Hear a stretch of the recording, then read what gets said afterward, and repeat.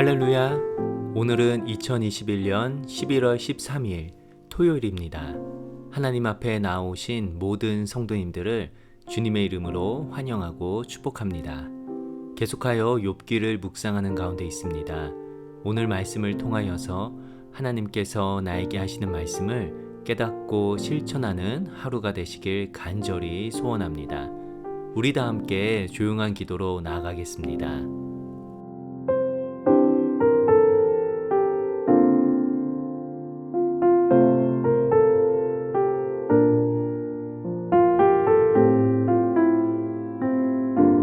아멘.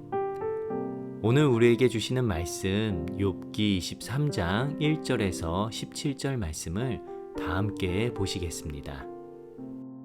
욥이 대답하여 이르되 오늘도 내게 반항하는 마음과 근심이 있나니 내가 받는 재앙이 탄식보다 무거움이라. 내가 어찌하며 하나님을 발견하고 그의 처소에 나아가랴. 어찌하면 그 앞에서 내가 호소하며 변론할 말을 내 입에 채우고 내게 대답하시는 말씀을 내가 알며 내게 이르시는 것을 내가 깨달으랴. 그가 큰 권능을 가지시고 나와 더불어 다투시겠느냐? 아니로다. 도리어 내 말을 들으시리라. 거기서는 정직한 자가 그와 변론할 수 있은즉 내가 심판자에게서 영원히 벗어나리라. 그런데 내가 앞으로 가도 그가 아니 계시고 뒤로 가도 보이지 아니하며 그가 왼쪽에서 일하시나 내가 만날 수 없고 그가 오른쪽으로 돌이키시나 배울 수 없구나. 그러나 내가 가는 길을 그가 아시나니 그가 나를 단련하신 후에는 내가 순금같이 되어 나오리라. 내 발이 그의 걸음을 바로 따랐으며 내가 그의 길을 지켜 치우치지 아니하였고 내가 그의 입술의 명령을 어기지 아니하고 정한 음식보다 그의 입의 말씀을 귀히 여겼도다. 그는 뜻이 일정하시니 누가 능히 돌이키랴. 그의 마음에 하고자 하시는 것이면 그것을 행하시나니 그런즉 내게 작정하신 것을 이루실 것이라. 이런 일이 그에게 많이 있느니라. 그러므로 내가 그 앞에서 떨며 지각을 얻어 그를 두려워하리라. 하나님이 나의 마음을 약하게 하시며 전능자가 나를 두렵게 하셨나니 이는 내가 두려워하는 것이 어둠 때문이나 흑암이 내 얼굴을 가렸기 때문이 아니로다. 이 말씀은 살아계신 하나님의 말씀입니다. 아멘. 고난은 우리가 피할 수 없는 누구나 경험하는 것입니다. 그러나 그렇다고 해서 고난을 좋아하는 사람은 없을 것입니다. 고난의 시간을 보내기보다는 편안하고 쉬운 길을 선택하고 살아가고 싶은 것이 모든 사람들의 마음일 것입니다. 고난은 욥이 경험한 것과 같이 큰 고난이 있지만 우리가 살아가는 일상에서도 쉽게 경험하게 되는 고난들이 있습니다. 가정의 문제, 미래에 대한 문제, 자녀 문제, 인간관계의 문제, 직장 문제 등 우리가 살아가는 삶 가운데서 경험하는 모든 것들 가운데는 고난의 모습들이 들어 있습니다. 그렇게 어찌 보면 고난은 삶의 일부분이기도 합니다. 어느 누구도 피할 수 없는 삶의 과정 중에 하나인 것이죠. 그런데 고난을 바라보는 입장은 사람마다 그리고 종교마다 다름을 보게 됩니다. 예를 들어 불교 같은 경우는 인생은 고통과 고난의 바다라고 여깁니다. 살아가는 삶 자체가 고난과 고통이라는 것이지요. 그렇기에 이 세상을 해탈하여 고통이 없는 극락에 가는 것이 불교가 고통과 고난을 대하는 자세입니다. 그런데 우리가 믿는 기독교 신앙은 그와는 다릅니다. 기독교는 기본적으로 고통과 고난의 시간을 부정적으로 보지 않습니다. 그 시간들을 통하여서 신앙의 성숙을 읽어내고 내가 하나님의 형상으로 잘 다듬어지는 시간임을 믿는 것이 바로 고통과 고난을 대하는 기독교 신앙의 모습입니다. 이것을 예수님께서 먼저 우리에게 보여주셨습니다. 예수 그리스도께서 고통 가운데 죽임을 당하시고 다시금 부활하심으로 복음이 온 땅에 전파되게 된 것처럼 우리들도 고난의 시간을 통하여서 다시금 부활을 경험하고 신앙의 성장과 삶의 변화가 우리 가운데 일어나게 되는 것입니다. 그런데 그 부활의 경험을 하기 전까지는 꼭 긴 터널을 지나가는 것과 같습니다. 하나님이 보이지 않고 어느 방향으로 가야 할지 모를 때가 있습니다. 깜깜한 터널 속에서 언제 터널의 끝이 보일지는 하나님 외에는 아무도 모르기에 그저 마음이 답답하기만 할 때가 있습니다.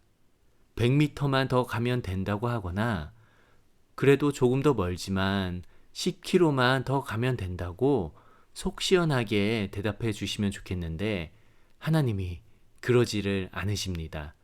그저 침묵만 하고 계시고 아무런 응답을 안 하고 계실 때는 하나님이 정말 계신가?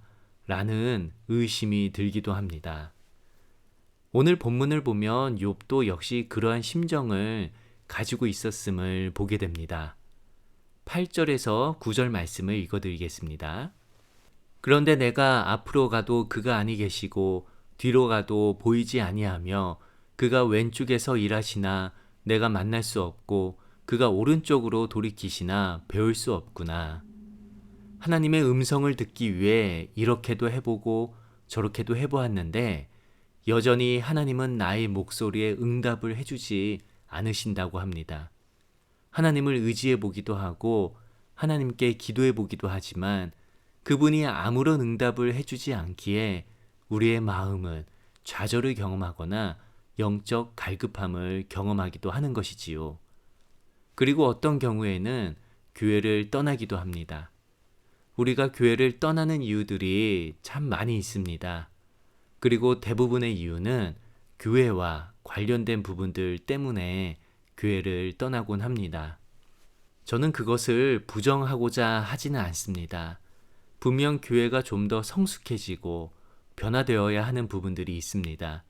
신앙이 연약한 분들을 담아낼 수 있고 인간의 뜻이 아닌 더욱 하나님의 뜻에 합당한 교회가 되어야만 할 것입니다.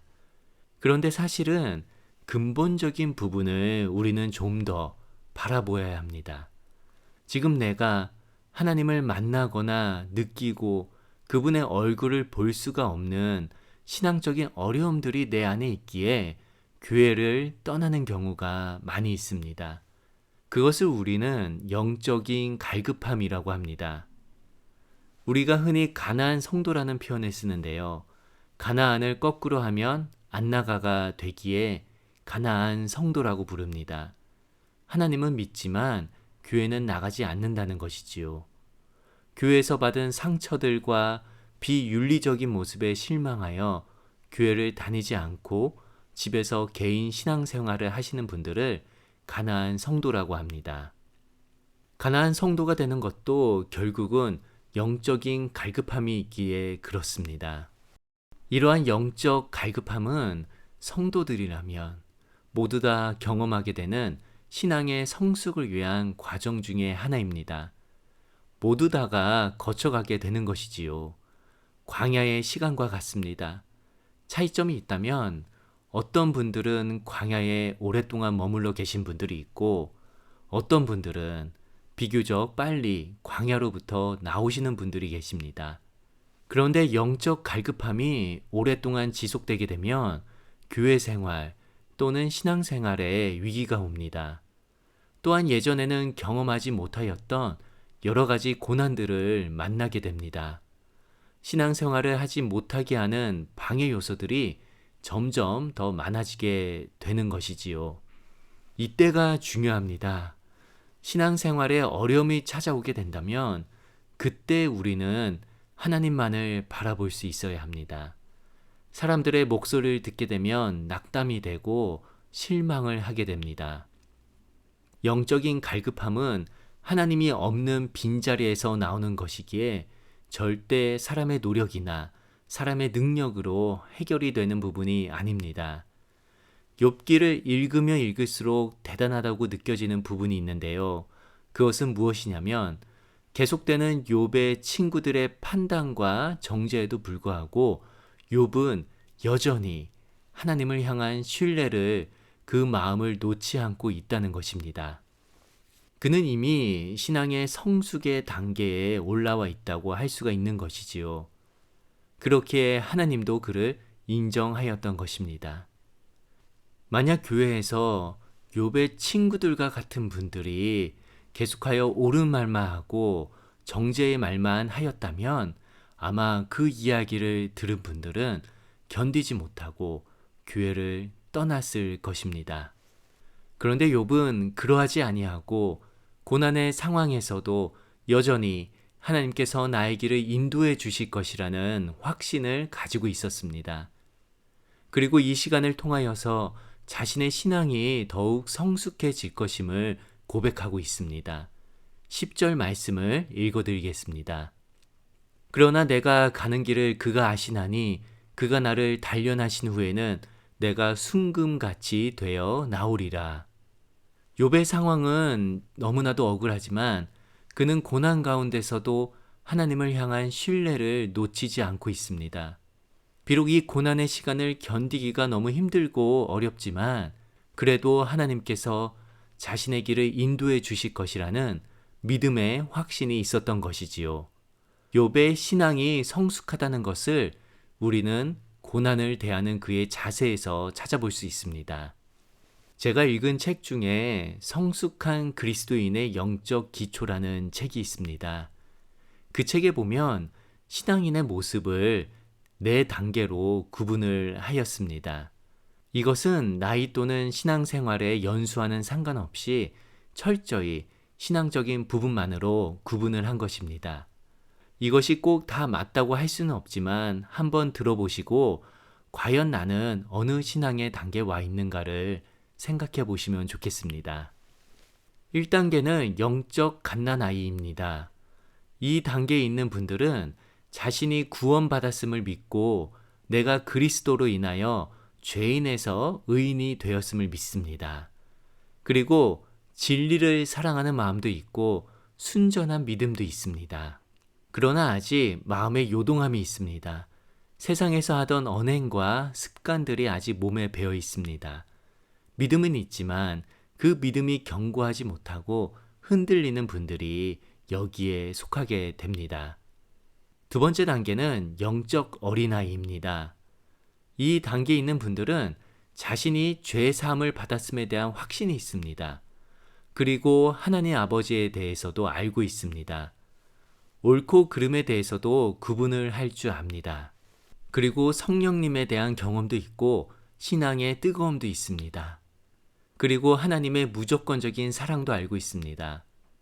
큰 문제 없이 무난하게 신앙생활을 하고 계신 분들이 여기에 속합니다.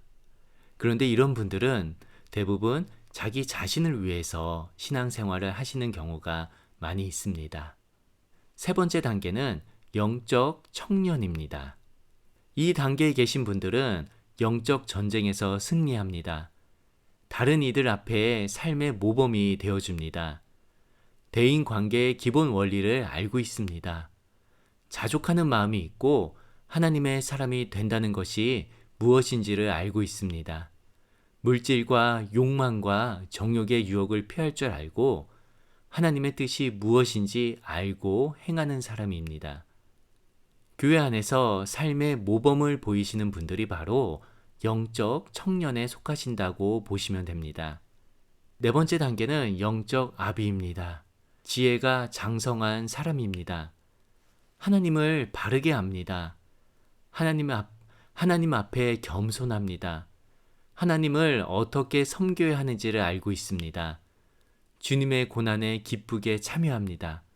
그리고 신앙생활을 통하여서 성령의 열매를 맺습니다.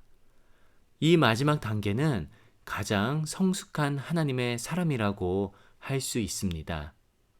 여러분들께서는 어느 단계에 속한다고 생각이 드시나요?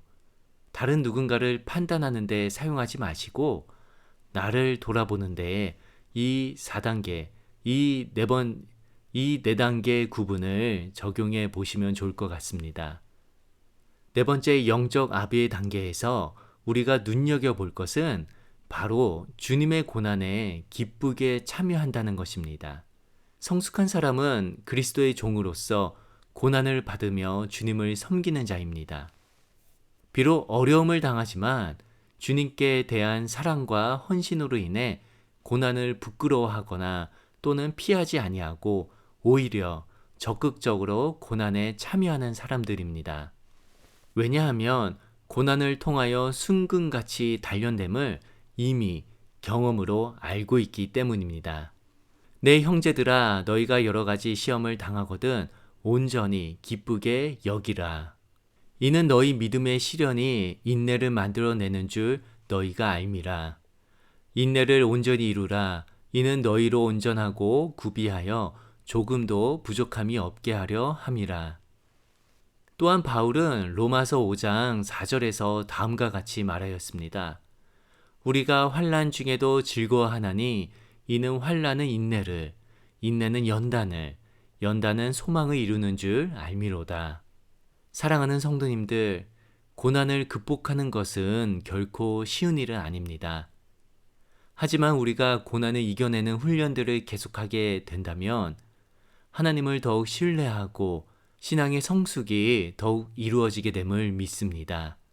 원하기는 저와 여러분 모두 다 그러한 신앙의 성숙의 단계에 올라가시기를 간절히 축원합니다. 우리 다 함께 주기도문 하시며 주님 앞에 결단하며 나아가겠습니다. 하늘에 계신 우리 아버지여, 이름이 거룩히 여김을 받으시오며 나라 임하옵시며 뜻이 하늘에서 이룬 것 같이 땅에서도 이루어지이다. 오늘날 우리에게 일용할 양식을 주옵시고 우리가 우리에게 죄 지은 자를 사하여 준 것 같이 우리 죄를 사하여 주옵시고 우리를 시험에 들게 하지 마옵시고 다만 악에서 구하옵소서. 대개의 나라와 권세와 영광이 아버지께 영원히 있사옵나이다. 아멘. 오늘 이렇게 기도하며 하루를 살아가길 원합니다.